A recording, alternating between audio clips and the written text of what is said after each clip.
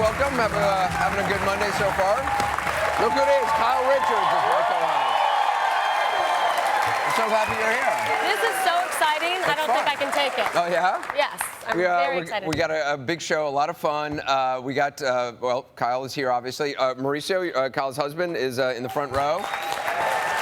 And I understand you were dancing a little bit before we went on air. They woke me up in, California time, but we got the blood flowing. Here we go. Oh there we my go. God. Yeah. Do you know the lady he is dancing with? No, we're gonna have a little talk about this. That. We got a good show for you today. This strange case, frankly.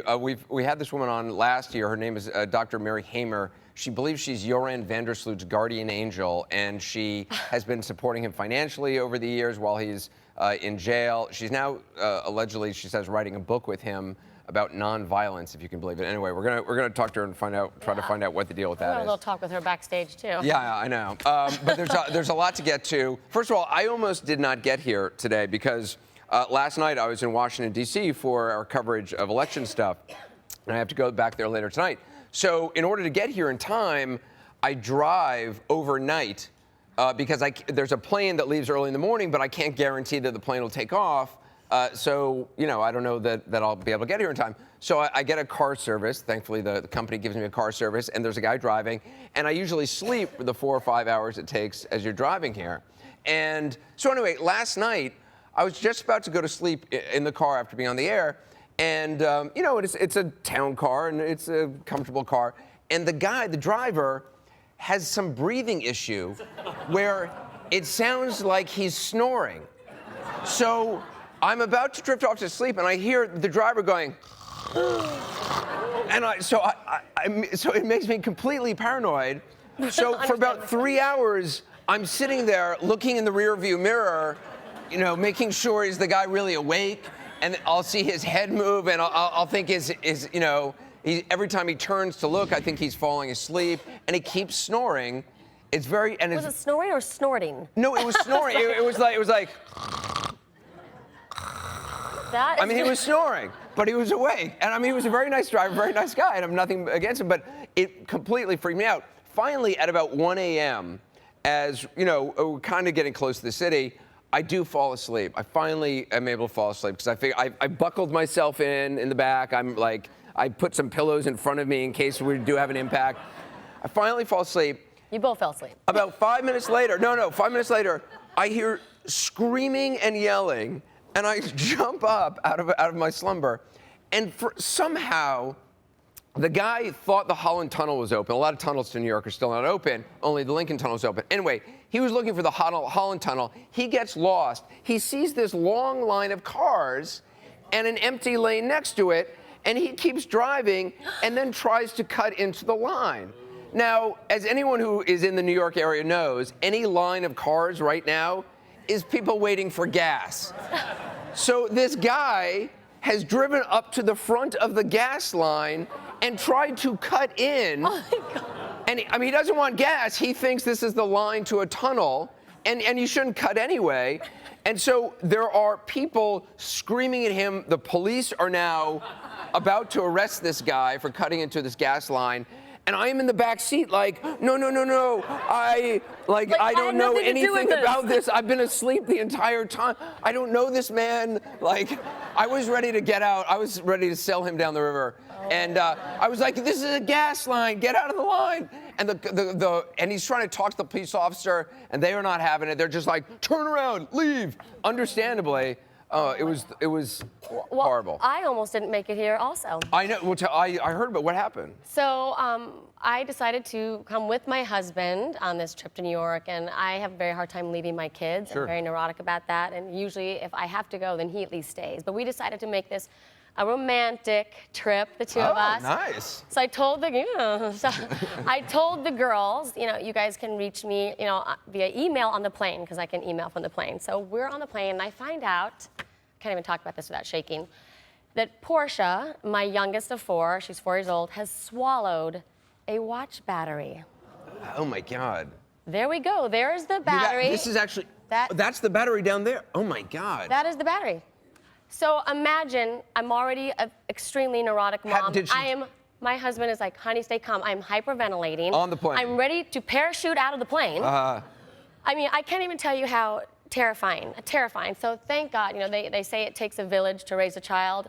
It really does take a village. My friends came in. I mean, I had my 3 older daughters there as well. My oldest is 24. She just turned 24 on Halloween. Plus, my closest friends, they were all there, like, you know, all the mommies.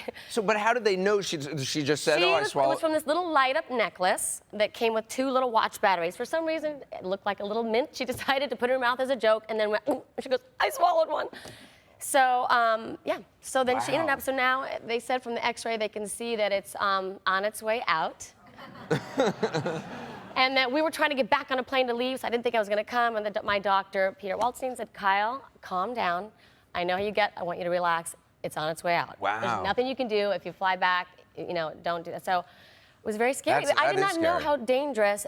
This is a very 3-volt battery, so we're okay. But they can be very dangerous, and you do need to keep your batteries locked up, moms and dads. And we're going to put some tips online at andersoncooper.com for what folks should do in the event your child does swallow a battery. A lot of people, Brittany on Twitter says, my daughter swallowed a screw.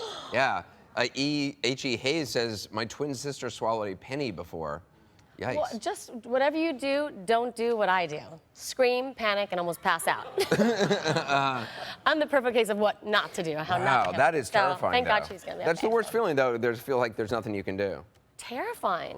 So on Friday night, I was able to go out to Staten Island to report on the destruction out there, and the folks out in Staten Island are really, really hurting. And there's been a lot of amazing people who have reached out to help them.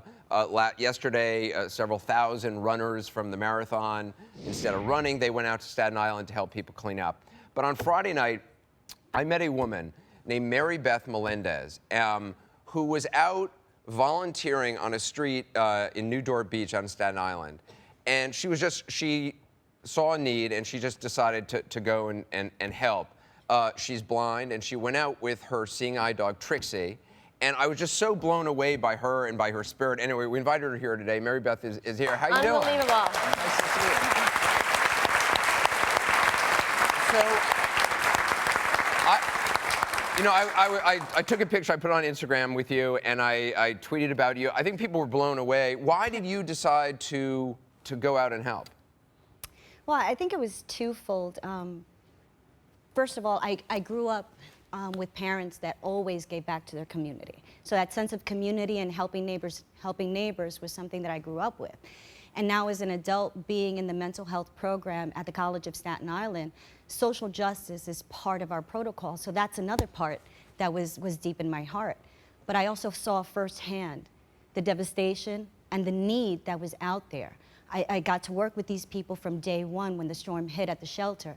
I knew their names, I knew the neighborhoods, I knew what they needed, and there was no way that I could turn away from them. But I mean, you have a seeing eye dog. It's, you know, there are a lot of people who say, well, look, there's nothing I can do, or I'd like to do something, but I mean, of all people who has a reason not to do anything, you would have a million reasons, and yet, I mean, you just started cooking up stuff, right? That's right. I had one particular friend who reached out to myself and to my classmates and told me, look, Mary Beth, there's nothing out here. There's no services out here. There's no hot food. And that's all I needed to know. I said, Jennifer, I'll be there as soon as I can. So I started cooking food, knocking on my neighbors' doors. What do you have that you can possibly donate? I called up another friend of mine, Janet Perez, and she was like, I can cook this. We went to the store. We bought as much as we could afford, and we bought coffee, milk, and that was it. And we brought that down to Newport Beach. And when I met Mary Beth, it was freezing out, and she's there. cold. She's been there I all saw. day, and she's there till late at night. Everybody else has left, and she is looking for a ride so she can take the extra stuff that was left over and send it out to Breezy Point in Queens. Which, I mean, it just blew me away. I just wanted to have you here. Incredibly and just thank you. inspiring. Really. You're an inspiration. Amazing. Well, one of the most magnificent things that I had to tell you about was by about 11 o'clock at night, the same people that we were serving in Newport Beach stepped up to the plate, jumped in their cars, shared gas, and we were able to send 2 cars to Wagner College full of supplies, one to Tottenville, Wow. one to Midland Beach, another to South Beach, and then we had enough for the next day to ship out to Coney Island and Breezy Point. That's amazing. And we still have supplies left over, but there's still, the need is so huge that we had to develop a Facebook page called Friends of Mary Beth in Cohort 3. And people have wanted to know what they need, where the need is. So we compartmentalized all the information, myself and my classmates. And on that Facebook page is where the neighborhoods are in desperate need of. That's great. The particular supplies and how to join us so that you can help us. We'll put a link to that on our website at andersoncooper.com. You're our hero. Yeah, you're just amazing. And also,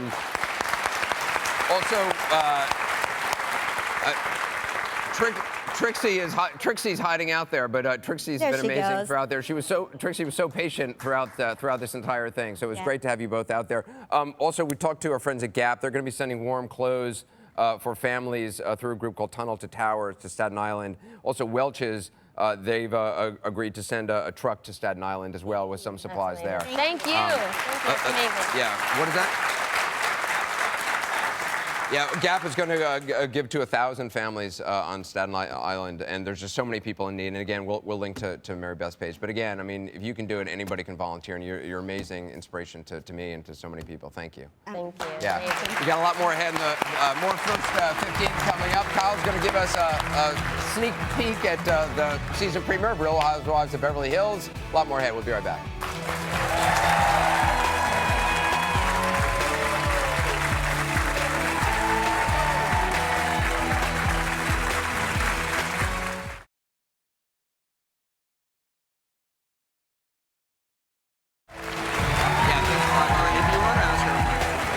I didn't know if that meant like, oh, I have to not wait then.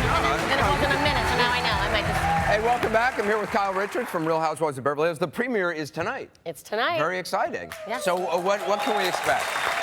Well, this is the time of year when the girls, we have a suitcase at the door in case we have to, like, run out of town from humiliation.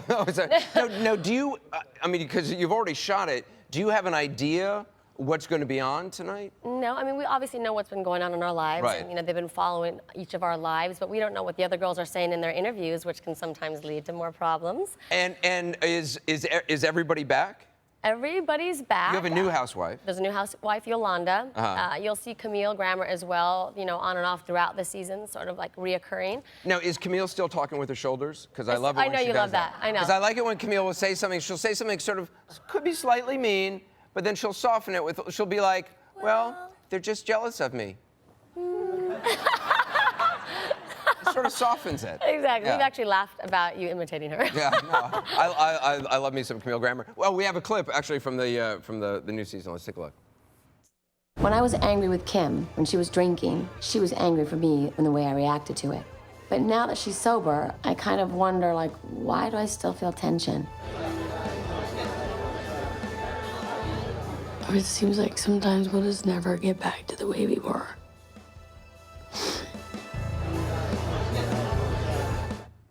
Wow. So how are things with your sister now? Well, it was good until we saw this episode.